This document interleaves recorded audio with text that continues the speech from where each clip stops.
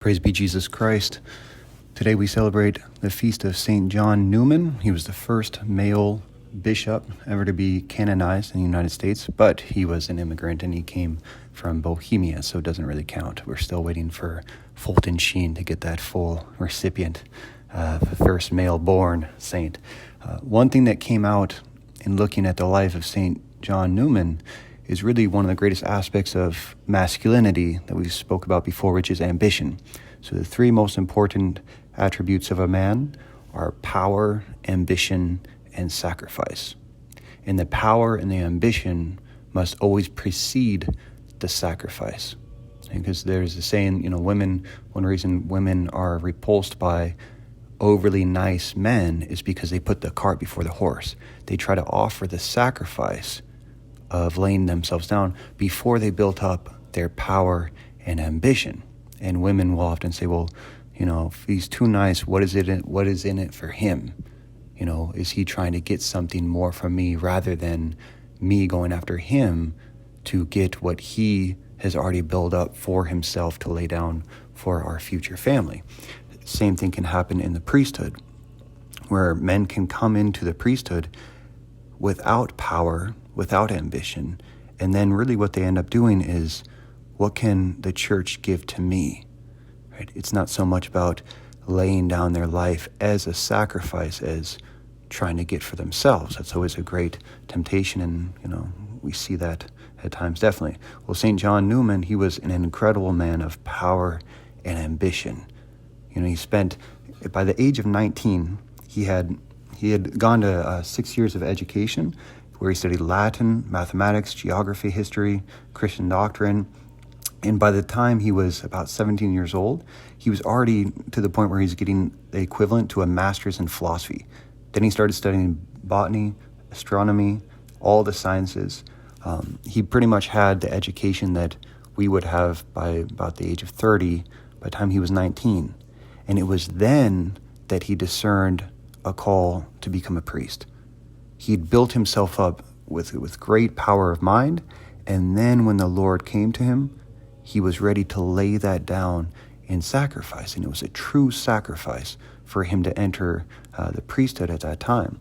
He ended up excelling in all of his classes and studies, and then when he heard about the great need of priests, especially in America at that time, because there was a lot of immigrants who didn't have German-speaking priests or English-speaking priests, and so he went for further studies, learned French, German, and English, and then traveled all the way to America for the purpose of serving the people there.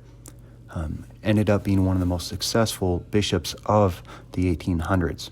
So, and what I just see in him is a man of great thirst. Right? He was never satisfied.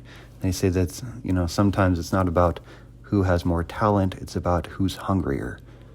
Who is ever hungrier in the end is going to fight the hardest. And he was a man not only of talent, but of a deep hunger. And so even after he came to America, at the age of 25, he was ordained a priest in America.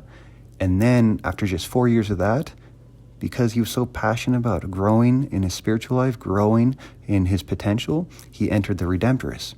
And so he pretty much started all over again as a novice, right? Built himself up. And then by the age of 39, he was called to be bishop of Philadelphia.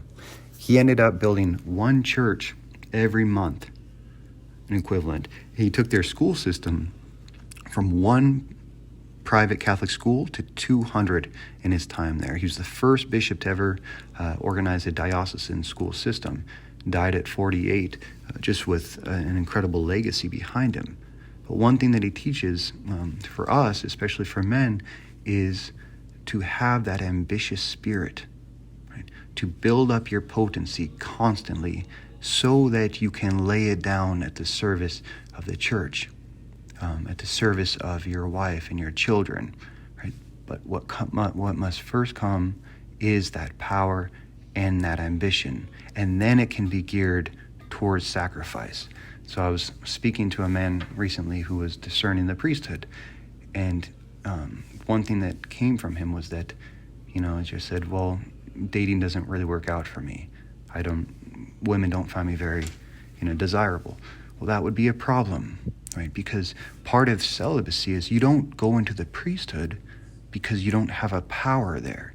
You go into the priesthood with a power that you lay down in sacrifice. So if women don't find a young man attractive, it's not the problem of the women, it's actually a problem of what is it about me that isn't attractive?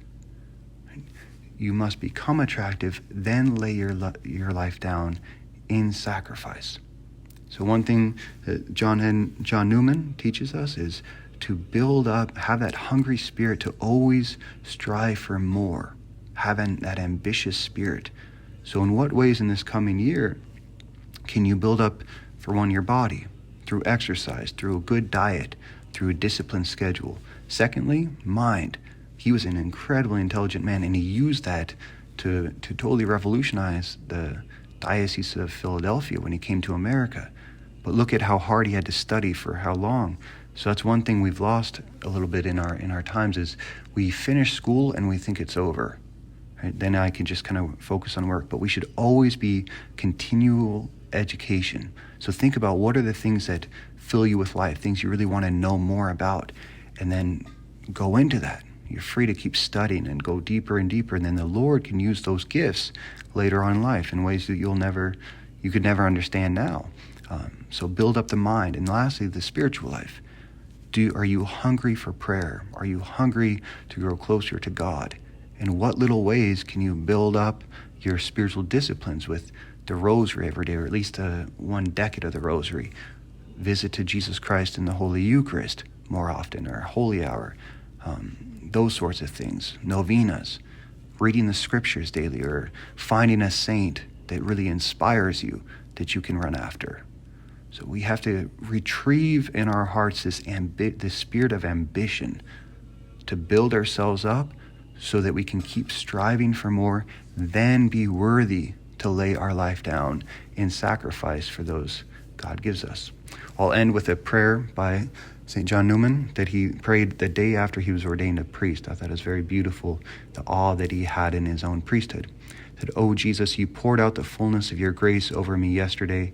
You made me a priest and gave me the power to offer you up to God himself.